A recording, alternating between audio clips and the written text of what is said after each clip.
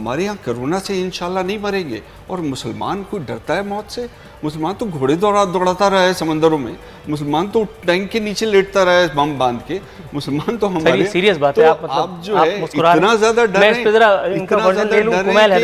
कि पूरी मुल्क की मईशत को तबाह कर रहा हूँ। किसी को बुरा लगता है तो 2 रोटी अपने घर से खाए, तीसरी मुझसे ले ले। मैं फर्स्ट हैंड नॉलेज जानता हूँ, मैं बहुत सारे ऐसे लोगों को जानता हूँ जो इस तरह की हरकतों में मुलव्विस हैं।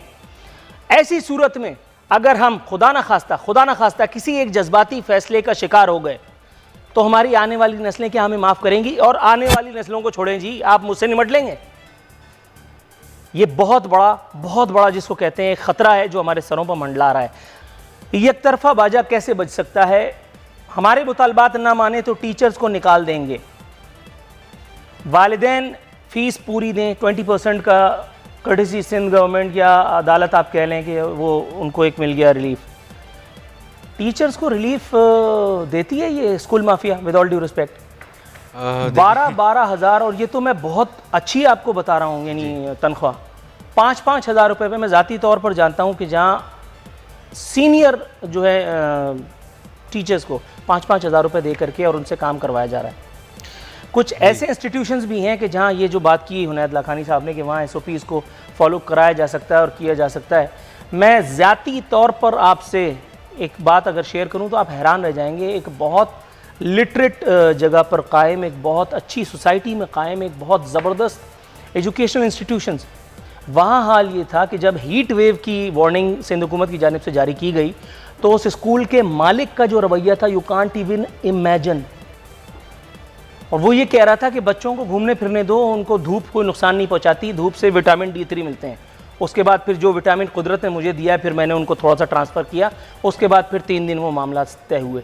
अब चलो वो तो मैं ही ज़रा थोड़ा सा क्रैक आदमी हूँ, कितने ऐसे लोग माशरे में हैं कि जो इन सब मामलात को टैकल कर सकते हैं। और ये mafia, with all due respect, मैं आपको नहीं कह रहा, जो लॉकडाउन की मुखालफत कर रहे थे और वो भी इतने सख्त और वो इतने तवील, नरमी का मुतालबा हमने भी किया, फाइनली अल्लाह ताला ने करम फरमाया, मुतालबा माना गया, सब कुछ हुआ। लेकिन उसके बाद जो कुछ हुआ ना, वो देख करके हमें बड़ा अचंभा हो रहा है। इस मुल्क का एक आम आदमी जितना इन्वर्टेड कॉमा में ज़िम्मेदार है वो आप भी जानते हैं, तो फिर सारे काम, सारे बुरे काम वो फिर हम हुकूमतों के कंधे पर रख करके और क्यों कर देते हैं? देखिए, हुकूमत की अव्वलीन जिम्मेदारी एक बच्चे को एजुकेशन देना है, ये बच्चे का कॉन्स्टिट्यूशनल राइट है। और अभी आप बात कर रहे हैं पब्लिक सेक्टर के बोर्ड्स की और पब्लिक सेक्टर के स्कूल्स की, तो पब्लिक सेक्टर के स्कूल्स की ही जिम्मेदारी थी, हुकूमत का काम था। अभी जैसा मैंने आपको बताया कि 25% बच्चा सिर्फ पब्लिक सेक्टर में जाता है और वो जो है एक सेंटेंस भी नहीं लिख सकता, तो हुकूमत तो फेल होगी ना जी।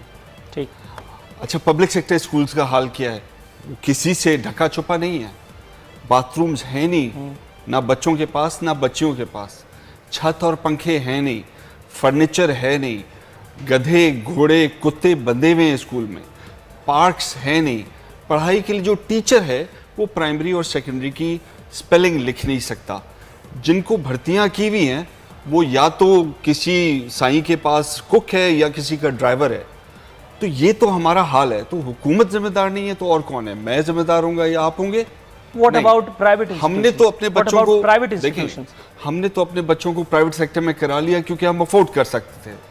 लेकिन आज भी आप देखें, मिल्क की टॉप पोजीशन पे जो लोग पहुंचे हुए हैं वो इन पीले स्कूलों से पढ़ के पहुंचे। जी बिल्कुल। क्या ये जनरेशन में से बच्चा निकल सकेगा कि उस पोजीशन पे पहुंचे?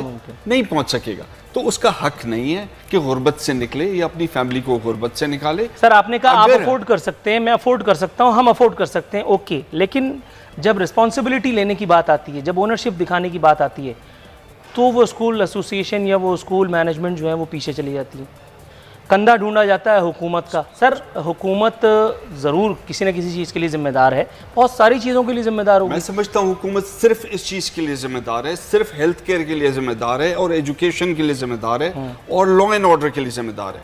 ये 3 जिम्मेदारियाँ अगर हुकूमत पूरी तरह निभा ले तो उसको हक है हुकूमत में रहने का। अगर यही काम नहीं कर सकते तो हुकूमत में रहने का कोई हक नहीं है। देखिए, आज जो वक्त है उसमें मैं एक बड़ा बोल्ड स्टेटमेंट दे रहा हूँ और आप मुझसे बेशक सवाल करिएगा इसके ऊपर। आज जो वक्त है, मैं ये कहता हूँ कि एजुकेशन डिपार्टमेंट को आग लगा दो, तमाम स्कूलों को आग लगा दो, तालीम और इल्म का कोई नुकसान नहीं होगा। क्योंकि जो भी एजुकेशन इस मुल्क में, इस सूबे में है, वो प्राइवेट सेक्टर से है। अब प्राइवेट सेक्टर में डिफरेंट कैटेगरीज हैं। एक वो है जो पैसा बनाने के लिए, अपना घर चलाने के लिए बेगम बैठ के जो है स्कूल चला रही है, उनको खुद कुछ पढ़ी लिखी नहीं है।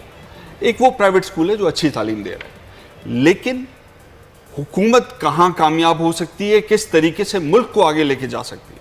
देखिए, जो पुराना निज़ाम चल रहा है ना, ये तो फेल हो चुका है। इस पे कोई किसी को उभाम नहीं होना चाहिए कि ये फेल नहीं हुआ, ये ठीक हो सकता है। ये ठीक नहीं हो सकता। लेकिन ये बड़ी आगे चलने के लिए हमें, आई एम सॉरी मैं आपकी बात थोड़ी सी काट रहा हूँ इधर, आगे चलने के लिए हमें out of the box thinking करनी होगी, और हमारे ही कुछ सूबों ने की है। पंजाब में बहुत अच्छी तरीके से उनका एजुकेशन फाउंडेशन जो है वो वाउचर्स दे रहा है बच्चों को, और वो बच्चे जो हैं वो अपनी पसंद के प्राइवेट स्कूल में पढ़ रहे हैं, और पेरेंट्स डिसाइड कर रहे हैं कि ये स्कूल ठीक है या नहीं है, और वो 1000 रुपए का वाउचर है, और उस 1000 रुपए के वाउचर के लिए प्राइवेट सेक्टर compete कर रहा है, अपने आप को इंप्रूव कर रहा है। वही एक तरीका। आज आपके पास कॉस्ट क्या है पब्लिक सेक्टर में बच्चे की? एक बच्चे की कॉस्ट जो है 3000 से 4000 रुपए है।